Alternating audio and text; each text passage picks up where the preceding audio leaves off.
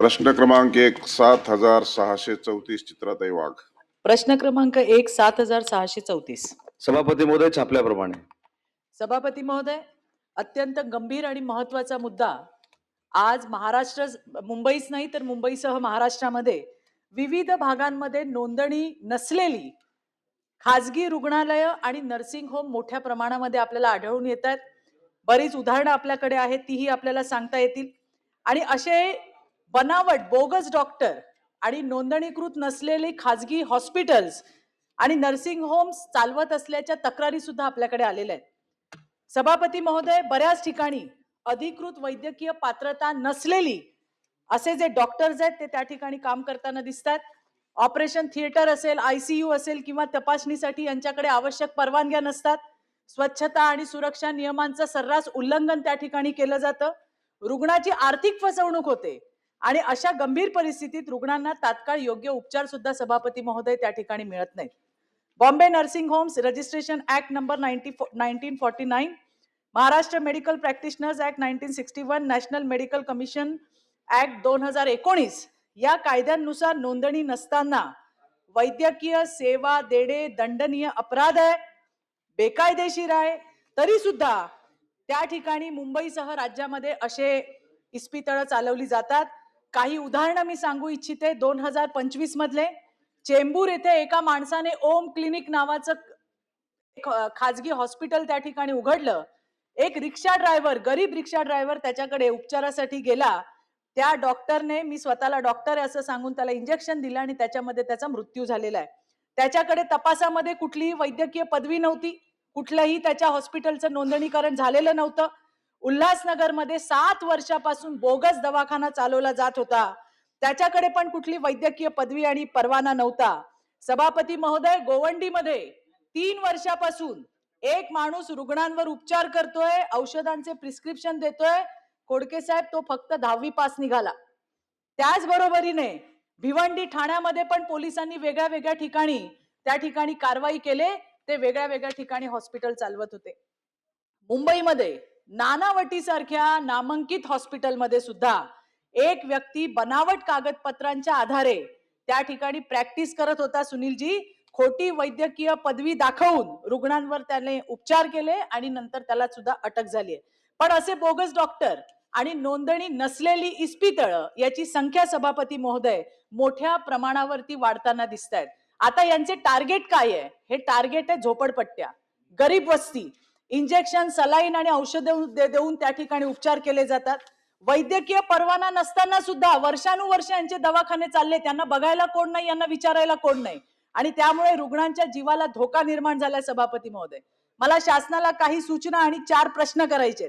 पहिली सूचना, शासनाला राज्यभर बोगस डॉक्टर नोंदणी नसलेल्या रुग्णालयांच्या विरोधामध्ये विशेष मोहीम राबवली पाहिजे. दुसरं, सगळे नोंदणीकृत असे रुग्णालय आणि डॉक्टर यांची सार्वजनिक ऑनलाईन यादी सभापती महोदय त्या ठिकाणी जाहीर केली पाहिजे. प्रत्येक क्लिनिक आणि रुग्णालयाने नोंदणी प्रमाणपत्र सार्वजनिकपणे, म्हणजे मला आठवतंय लहानपणी आम्ही डॉक्टरकडे जायचो तर एका फ्रेम मध्ये त्याचं सर्टिफिकेट लटकलेलं असायचं, तिथं लावलेलं असायचं.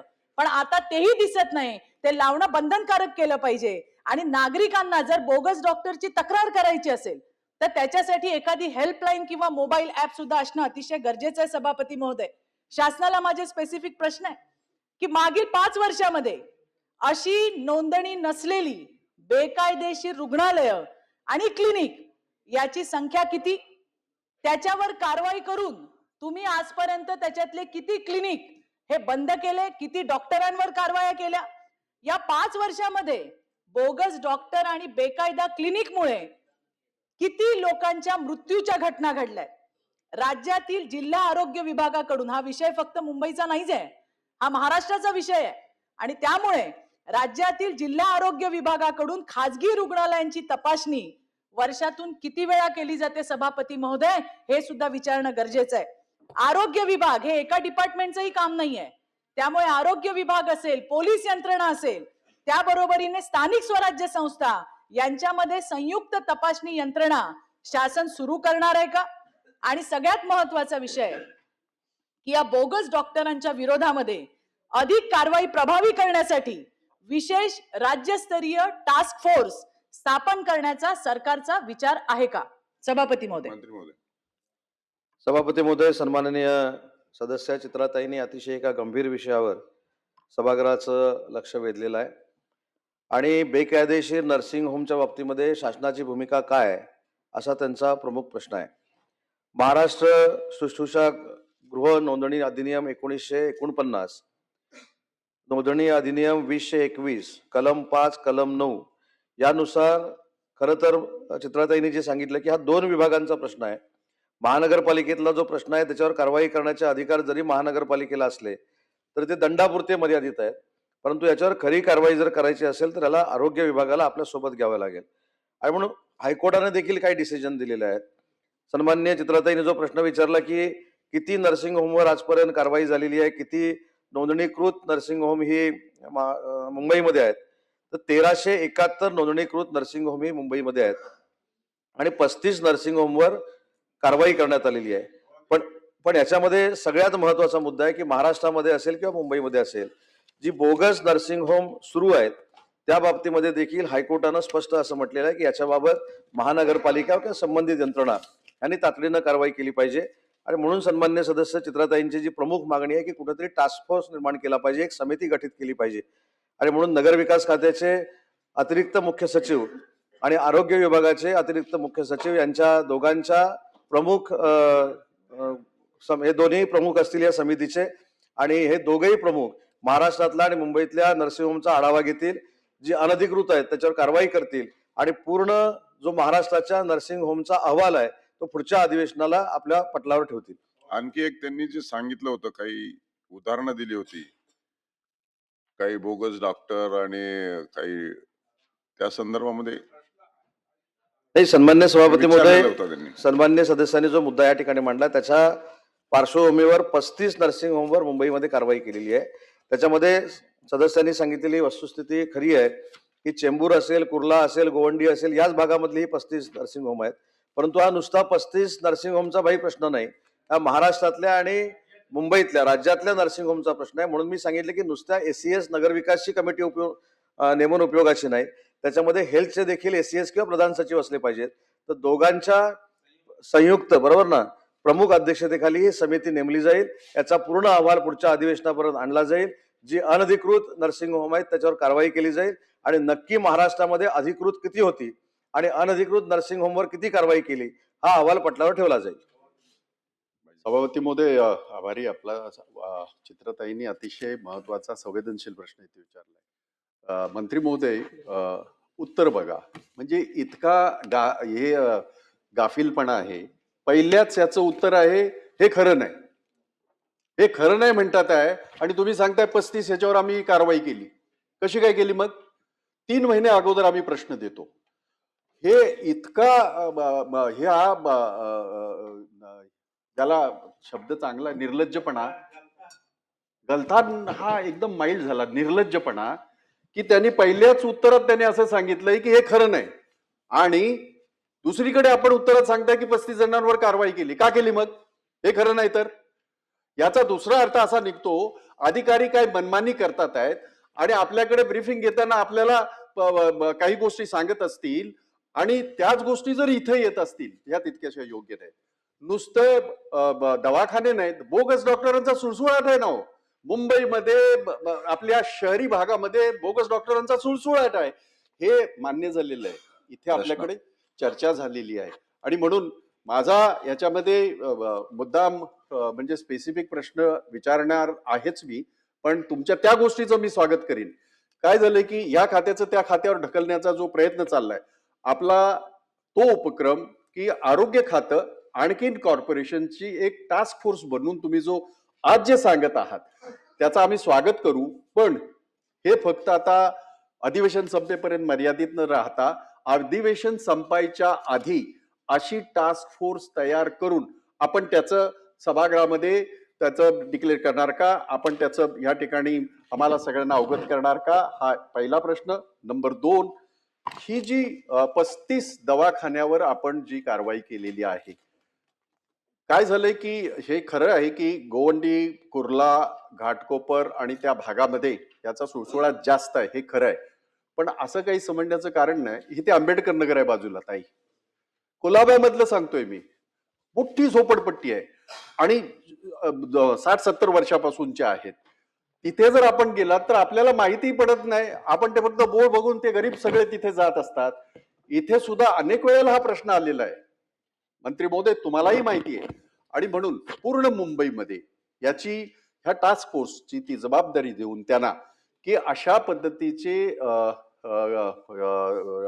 दवाखाने जे खोट्या ह्याच्यावर सर्टिफिकेटवर असेल किंवा ह्याच्या पद्धतीने चालवत आहेत त्यांची सगळ्यांची लिस्ट तयार करून त्याच्यावर कारवाई करणार का हा दुसरा प्रश्न. आणि तिसरा महत्वाचा आणखीन राहील, याच्या व्यतिरिक्त जे बोगस डॉक्टर पूर्ण मुंबई आणि आपल्या इतर शहरामध्ये आणि महाराष्ट्रामध्ये आहेत, जे त्यांच्याकडे सर्टिफिकेट कुठली तरी युपी बिहारची आहेत, कुठली तरी राजस्थानची आहेत, सर्वसामान्याला माहित नसतं, ते एक अधिक चिन्ह बघून ते आपल्याला घुसतो तिथे आणि त्याला उपचार ज्या पद्धतीने दिले जातात आणि त्याच्यामध्ये अनेक लोकांचे मृत्यू होतात पण त्याची नोंद घेतली जात नाही. आणि म्हणून अशा बोगस डॉक्टरांचा सुद्धा आपण पूर्णतः हे करून त्यांची माहिती घेऊन त्यांच्यावर कारवाई करणार का? 3 प्रश्न आहेत. सन्मान्य सभापती महोदय, थोडं मी प्रश्नाकडे पुन्हा एकदा लक्ष वेधतो. खरे नाही म्हणजे काय खरं नाही आहे? तो प्रश्न असा आहे की राज्यातील विशेषतः मुंबईमध्ये विविध भागांमध्ये नोंदणी नसलेली खाजगी रुग्णालय व नर्सिंग होम्स ही मोठ्या प्रमाणावर सुरू आहेत, असा जो प्रश्न आहे हे खरं नाही. संबंधित महानगरपालिका याच्यावर कारवाई करायला अपयशी ठरली हे खरं नाही, असा त्याचा बाह्य अर्थ आहे. आणि दुसरी दुसरी नाही, मी राज्याचा उद्योग मंत्री आहे, प्रभारी नगरविकास खात्याचा मंत्री आहे आणि मी मी मी मराठी भाषेचा देखील मंत्री आहे. म्हणून मी फक्त पळवाट नाही, जे प्रश्नात आहे मी वाचून दाखवलं ते खरे नाही. परंतु भाई, आपण सांगितलेली महत्वाची गोष्ट अशी आहे की हा मुंबई महानगरपालिकेपुरता मर्यादित प्रश्न नाही. याचा जो काही टास्क फोर्स करायचा आहे, जी काही समिती करायची आहे ती आजच मी या ठिकाणी जाहीर करतो. एसीएस नगरविकास यांच्या अध्यक्षतेखाली समिती असेल, त्याच्यामध्ये आरोग्याचे प्रधान सचिव असतील किंवा एसीएस असतील, त्याच्यानंतर सगळ्यात महत्वाचं म्हणजे हेल्थचे डायरेक्टर देखील असतील, त्या ठिकाणचे सगळे विभागीय आयुक्त असतील आणि ऐका ना, आलं ना त्याच्या नाही, आणि आणि खाली खाली येतो ना एका वाक्यात, समिती एका वाक्यात नंतर संपवतो. त्याच्यामध्ये आयजी देखील असतील, विभागीय आयुक्त देखील असतील आणि या समितीला माहिती गोळा करण्यासाठी जे जे आवश्यक लागतील ते एसीएस त्या ठिकाणी या कमिटीमध्ये घेतील. परंतु जो प्रमुख टास्क फोर्स आहे किंवा समिती आहे ही आजच मी जाहीर केली. संजय खोडके. नाही, दर 3 महिन्याने बाई नाही, मी तर सभापती मोदयांना असं सांगितलं की पुढच्या अधिवेशनामध्ये या प्रश्नाच्या अनुषंगानं अनधिकृत नर्सिंग होमवर किती कारवाई झाली, अधिकृत नर्सिंग होम किती आहेत, आणि याच कमिटीला आपण अधिकार देऊ की याच्यामध्ये काही ऍक्ट मध्ये अमेंडमेंट करण्याची गरज आहे. जर आपण ऍक्ट मध्ये अमेंडमेंट केली तरच यांच्यावर आपण कठोर कारवाई करू शकतो. तो देखील मसुदा आपण तयार करतोय. त्याची कंट्रोलिंग अथॉरिटी देखील ही समिती राहील. ही समिती केल्यामुळे आणि या समितीच्या कार्यप्रणालीमुळे अनेक रुग्णांना न्याय मिळू शकतो. म्हणून राजकारण बाजूला ठेवून भाई, ही समिती गठीत करण्याचा निर्णय आजच आपण घेतलेला आहे आणि यांची कार्यक्षेत्र आणि कार्यमर्यादा ही 90 दिवस 90 बोगस, ज्यावेळी नर्सिंग होम पर्यंत आपण पोहोचू, आपण बोगस डॉक्टर पर्यंत पोहोच.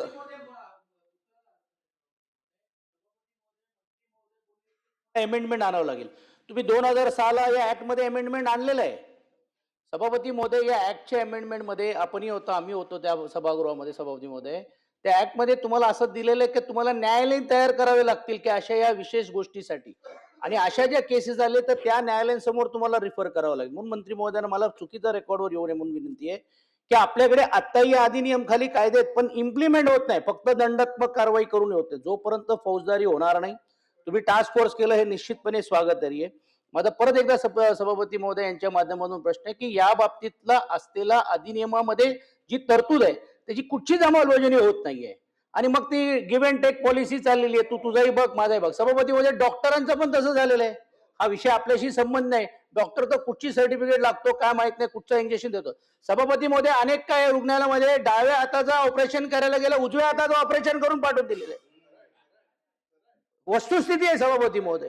म्हणजे ही शोकांतिका आहे सभापती. म्हणून आपल्या माध्यमातून ह्याची काटेकोर रीतीने तुम्ही त्या न्यायालयीन चौकशीच्या बाबतीतले जे तुमचे नियमामध्ये आहेत त्यातली तुम्ही कारवाई करणार आहात का?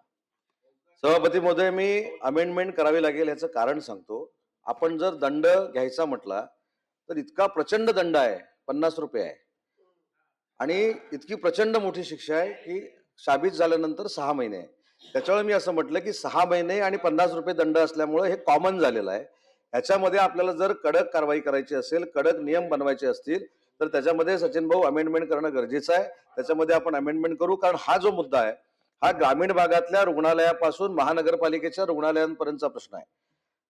आता तर अजून चित्राताईने एक महत्वाचं कुठल्या तरी हॉस्पिटलचं नाव घेऊन सांगितलं की त्या हॉस्पिटलमध्ये देखील असा पराक्रम करण्याचा प्रयत्न झालेला आहे नानावटीमध्ये. तर अशा बाबतीमध्ये हा टास्क फोर्स काम करेलच.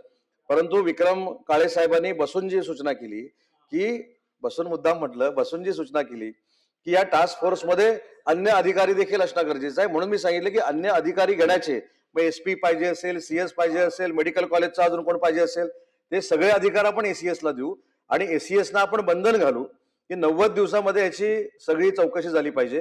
आणि त्याला दुसरं एक बंधन आहे ना, तुम्ही चौकशी करून थेट अहवाल प्रसिद्ध करा आणि जर प्रसिद्ध नाही केला तर तो पटलावर ठेवा पुढच्या विधानसभेच्या अधिवेशनात.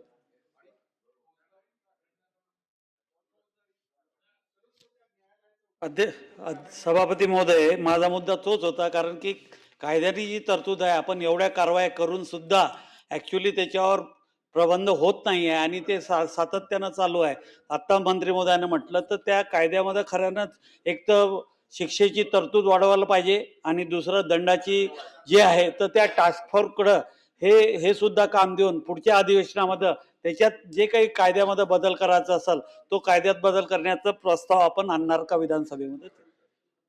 नाही, कायद्यामध्ये बदल आणणार मी सांगितलंच, परंतु अजून त्याच्या पुढे जाऊन असं एक आपण करू शकतो की मुंबई महानगरपालिकेचा प्रश्न असल्यामुळं आजच मुंबई महानगरपालिकेमध्ये आरोग्याची व्यवस्था करणारे जे आयुक्त असतात, उपायुक्त असतात, त्यांना देखील सूचना दिल्या जातील की त्यांनी देखील सर्वेक्षण करणं गरजेचं आहे आणि तसं सर्वेक्षण मुंबई महानगरपालिकेमध्ये करण्याचे आपण निर्देश देऊ. आणि आरोग्य विभागाला आंबेडकर साहेबांना आम्ही विनंती करू की त्यांनी देखील सीएसना आणि मुश्रीफ साहेबांना आम्ही विनंती करू की त्यांच्या डीनना, वैद्यकीय अधिकाऱ्यांना चौकशीचा अहवाल तयार करण्याचे त्यांना देखील आम्ही विनंती करू, त्यांना देखील सूचना देऊ. प्रश्न क्रमांक 2, 6568. 6568 झाले.